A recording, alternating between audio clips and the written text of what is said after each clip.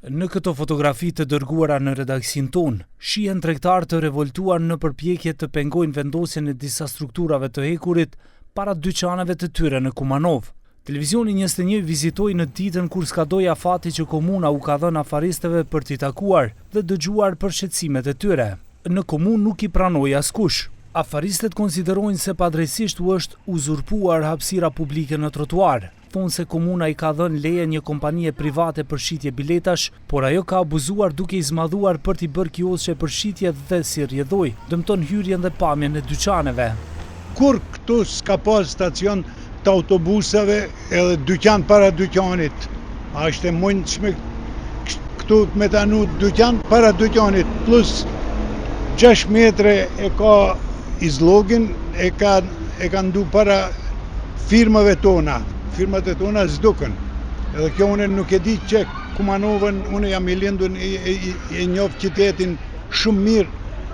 Në të ma gjojnë ato që kanë ndu që kështu të njëjtë para të një dyqanit, këtu nuk ka një dyqan, këtu janë neve 3 dyqana, na i kanë zonë ftiren.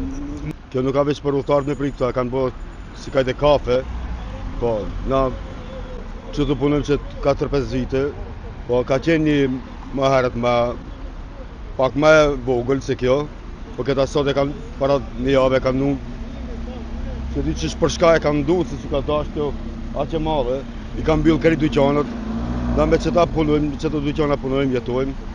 Edhe kjo nuk është reale, nuk është normal, se që pinë natë e 3 ki lokal punon, punë sa më shirë, e minut para lokale dyqan, por një dyqan nuk ka në bërë.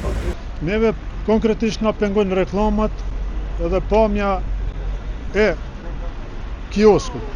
Për ndryshe ulësit e autobusit nuk është problem.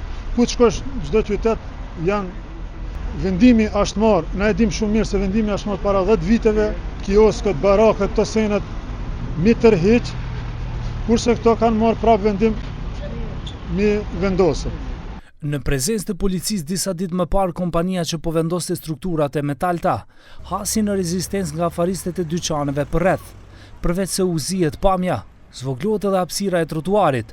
Nuk mbetet as gjysmë metri për të kaluar këmbësorët, karrocat e personave me nevoja të veçanta ose edhe karrocat e fëmijëve.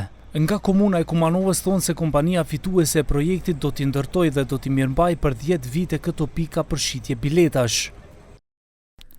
Ky projekt ka kaluar në Këshillin Komunal në mars 2023, në të cilin shkruaj që në 33 stacione të autobuseve në rrugët e qytetit do të ndërtohen 3 lloj pikë ndalesave me konstrukt hekuri. Për këtë komunës do t'i paguajë qira mujore për shfrytëzimin e hapësirës publike, si dhe rreth 10.000 denar taks për secilën nga pikë ndalesat e autobuseve për banerët e reklamimeve në to.